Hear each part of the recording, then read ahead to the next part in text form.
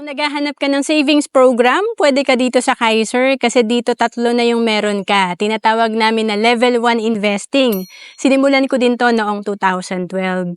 And dito, yung 3 na meron ka ay healthcare, life insurance, at may investment ka rin dito. And magbigay tayo ng sample. Malaking bagay talaga pag tayo ay nagsisimula ng maaga. Halimbawa, dito sa Kaiser, nagsimula si Miss Save Early at the age of 30. Ang kanyang investment, 3,000 per month lang. Ang Kaiser ay 7 years to pay. Kaya ang total investment niya, nasa 252,000 lang. Pag edad niya ng 65, ang projected fund nito nasa 2.4 million. And si Miss Wait Longer, 40 years old nag-start. Pero si Miss Save Early, 30 years old. 10 years siyang nag-delay.